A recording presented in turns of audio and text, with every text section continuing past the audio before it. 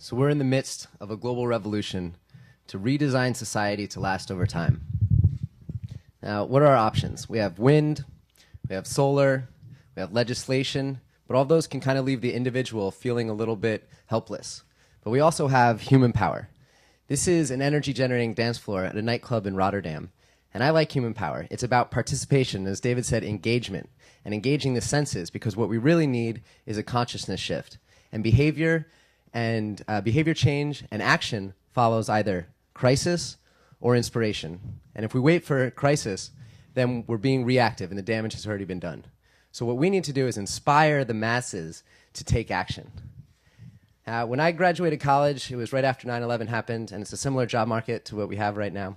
And so I decided to continue the party for a little bit and travel around for a while. But then a few years later, I was offered an opportunity to work for a green building company here in the Bay Area.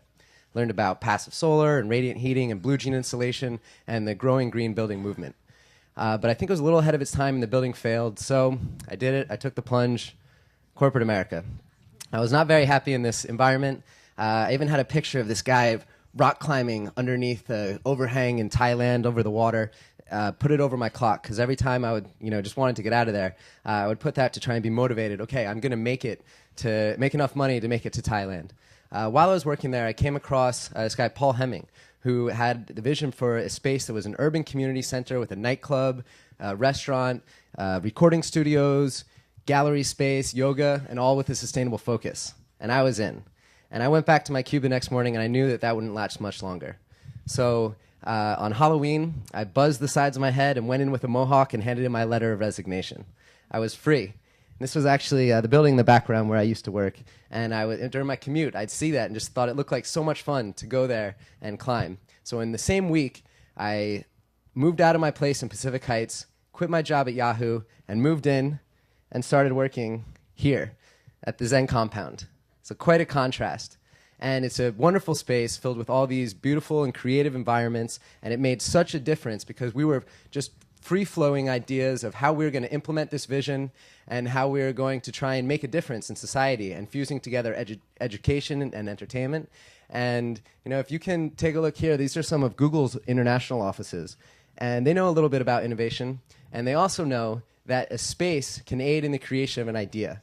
And if you check this one out on the middle on the far side, they actually made a space that looks like a restaurant inside of their workspace. You can see it's still an office building by looking at the top.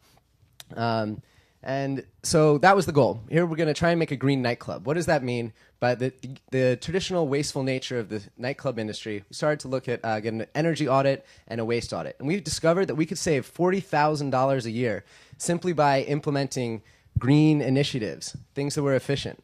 And it's because compost and recycling can be sold by the waste company for money, and landfill costs money to dump. And also because nightclubs use their power at night when it's on a supply and demand schedule, that it's cheaper. So that was about reducing our negative impacts. And that's what CSR, corporate social responsibility, has largely been about. But we're seeing and hoping that the future evolution of business is about corporate social engagement, which isn't just about doing as little harm as possible, but let's do as much good as possible with the assets that we possess. And for us, that was hosting events and letting people use our space. So we started to gain social capital. And it's not just about the money. It's about contributing what you have to offer. And I wound up landing myself on a Business Council on Climate Change panel on the top of the DeYoung with the UN, the Department of the Environment, PG&E, and this kid from a nightclub. And after the panel, one of the co-panelists said, "Hey, your space sounds pretty cool. How would you like to host the Tibetan Oracle on Friday?" We said, "Sure." So we wound up picking up the spiritual advisor to the Dalai Lama and his monk entourage in our party bus with disco ball and leopard print seats, and brought him back to our space. And he came to America for the first time to give a 11-city tour, a spiritual perspective on climate change. And this is where I started to learn about the connection between spirituality and sustainability, and really that they have the same message, that what you do that affects someone else affects yourself, both good and bad. So we got to take them around to San Francisco, introduce them to people, and it was really a wonderful experience. And I think that's when I really started to become a Jubu, a Jewish Buddhist.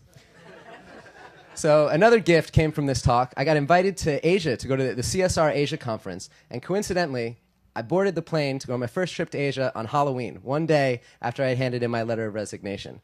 And it was in Hong Kong, so I made it to Thailand and got to the beach, the same beach, Krabi Beach, that was on my computer. And it wasn't about pursuing money that got me there.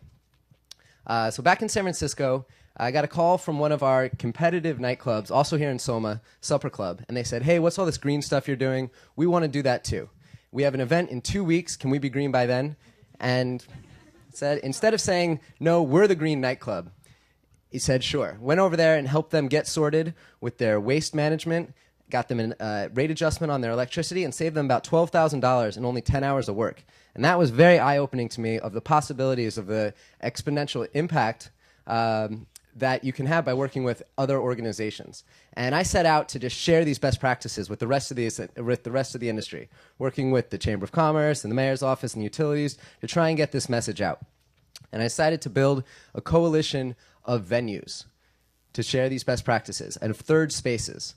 Now, the third space is a concept by urban sociologist Ray Oldenburg that says that there's people spend time in their homes is the first space, their work is the second, and the third space is the social space. It's community, it's where new ideas and conversations happen, and it's where movements have historically come out of. It's bars, nightclubs, restaurants, cafes, convention centers, stadiums, and every ethnicity has them. They're ubiquitous throughout different cultures, and it's where culture is consumed and therefore behavior is shaped.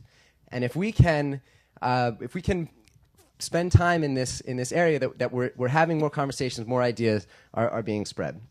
So the other commonality is that they're all selling food and liquid, and therefore can reduce their waste that goes to landfill to almost nothing. So it's that fact and the fact that of the cultural relevance that I believe that the third space is the key to impacting mass behavior change and consciousness shift. So just saving money alone wasn't enough. It wasn't happening. Not as many people were jumping on board. I thought this was a no-brainer. If you're not doing it, you're not being a good business person. But it still wasn't enough. But now, in San Francisco, it's the law. As of October 21st, San Francisco is the first city that has passed a mandatory ordinance that requires its residents to sort their waste into compost and recycling and landfill. And we're already at 72%, leading the rest of the country substantially, and we're trying to get to 100% by 2020. So now it is the goal to get San Francisco venues, their third spaces, to be the first sector that is completely compliant with the new ordinance. Buckminster Fuller said here, pollution is nothing but the resources we are not harvesting. We allow them to disperse because we are ignorant of their value. That's right, trash, waste, it has value. You can do things with it. You can make energy with it. You can grow new food with it. It has nutrients. And I also like that it's tied to behavior. What you do with your waste directly affects how you feel and what you do and your behavior. So in nature, there is no waste. We need to start to have a full cycle thinking, kind of like this book that's right here, Cradle to Cradle, that in nature, there is no waste. And I don't care how many solar panels we put up, if we don't adjust our relationship to the earth and its resources, we're going to be forced to change by a crisis. So that's why I'm saying that brown is going to become the new green. Because green has been it's been trendy and fashionable, and that's great for awareness, but it's time for action. We need to get our hands dirty. So the sustainable movement and movements in general, kind of like an archipelago system, that there are individual efforts and organizations that really need bridges between them so that we can fuse our collective intentions. And I believe that the third spaces can serve as that bridge, and so it's all of our responsibility and obligations to go out and have fun. So I'll see you there. Thank you.